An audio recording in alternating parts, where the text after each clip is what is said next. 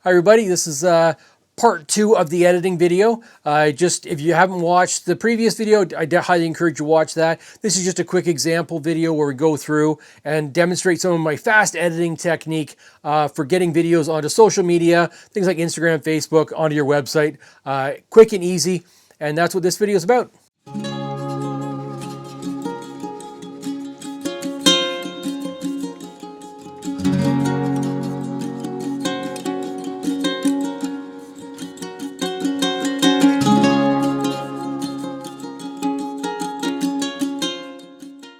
Okay, so let's have a look at this Stellar's J here. I give you an idea of how this one works. So again, we are looking at 2200 ISO, so a little bit lower ISO, 1400 f6.3. You can see lots of great image detail in this one. Nice and sharp image. This is at 410 millimeters on my 200 to 500. Definitely some noise detail, but not terrible. But just to give you an idea of how quick it can be. Okay, so this is the how this image is imported. So the Stellar's J. You'll notice how colors are definitely a bit flat. The greens don't have a lot of pop. The J, it's a bit darker there. So let's have a look at that, the color profile here. Let's throw that Adobe Landscape on. So look at how much that pops the image. It goes from kind of a purpley hue on the feathers to a really nice vibrant blue. It definitely pulls out some of the greens and the yellows. It just gives a really quick pop. It works really well. Again, if you look at, so temperature wise, because we were shot on an overcast day, my white balance, I'm very happy with this, so I won't mess with the white balance on a day like today. Tint, the tint comes into play again. Had this been a sunny day, we're dealing with different white balance pulls, sun to shade, and all the craziness that can happen there. If you're dealing with like a partly sunny day, it even gets worse. You've got cloud cover and everything else. So this one, I generally leave the white balance as is because we're dealing with ideal shoot conditions. And again, that's the beauty of shooting in your background, in your backyard. You have full control of it. You shoot when you want to. You've got the birds out there when you need them there. And so you can really kind of hone your skills that way. Exposure, you see with the histogram, almost nothing needs to be done. I could pull the blacks down a little bit if needed because you're getting, because it was quite snowy that day, the snow will reflect up. So might pull the blacks down just a hair there. So -18, just to give a little bit of, or -18, -14, give a little more contrast on the image, but not a lot's needed. The texture and clarity, they were applied on import. They're fine for this image. With the Stellar's J, you might want to pop some bit more color into it. You could definitely go +5, +9, just to give you a little more vibrance of the blues and the greens in this image.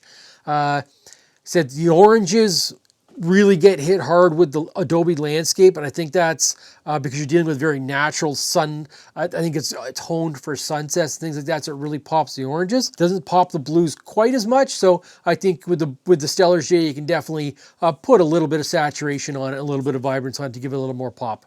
We're going to be leave that at where it was. We're going to take that down to 0 again, and then we're going to hit denoise. We're going to go denoise. And again, 2200 ISO, I'm really happy with that 50. Like I say, you can play with it. I've heard anywhere from 36 to 60 people prefer. For me, 50 right in the middle has been very happy with the results on it, so I just leave it there.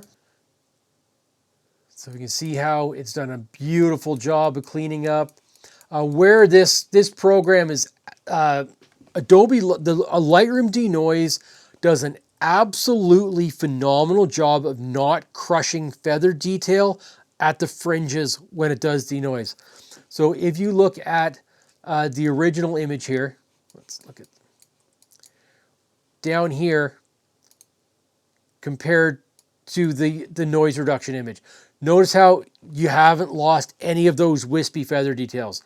And that's one of the hardest things with a lot of these noise reduction softwares, different softwares. Some of them will really crush that fine feather detail.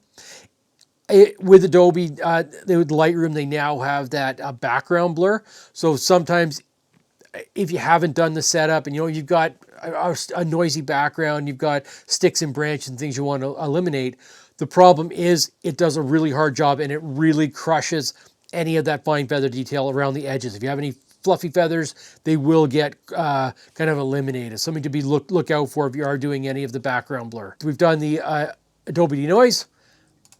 We just basically edit and Topaz Sharpen now. Again, we create that new TIFF file. So this one is a really sharp image. So you notice that this almost overdoes it. So this might be an opportunity to use that too soft.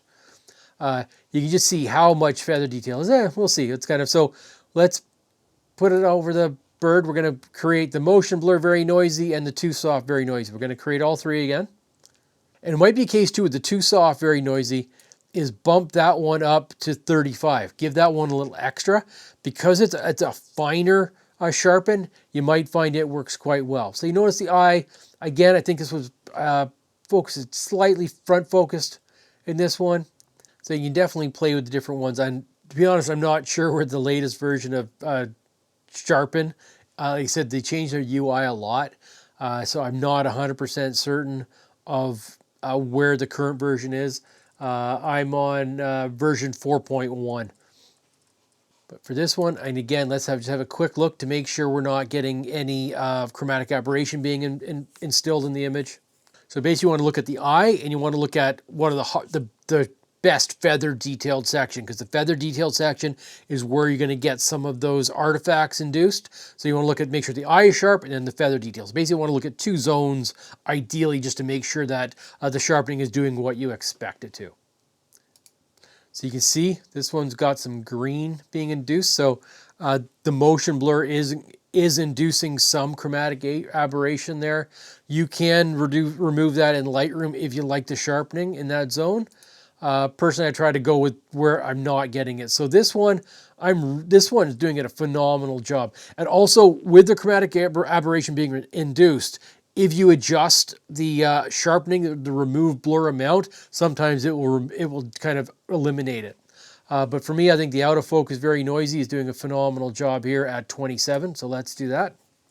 So these edits are, like I said, this is my easy edits when I've really nailed the shot, where I know that the background's super clean, the exposure's dead on, they're quite sharp. So this is my quick edit where I don't have to do a lot of fussing around with the image.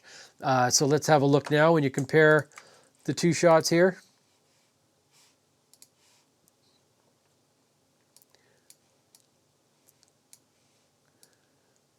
So you can see with the feather detail, just, it was obviously quite sharp, but there's no color being induced into the sharpening with this technique.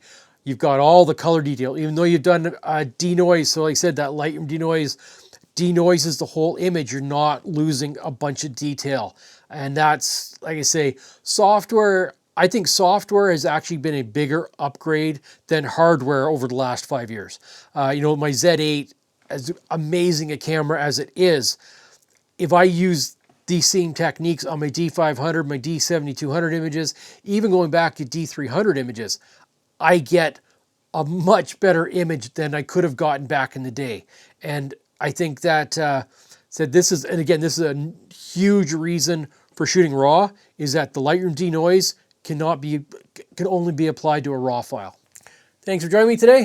This is part 2 of my quick edit video. And part 3 will be updated the next day or two. Thanks for joining me. We'll see you later.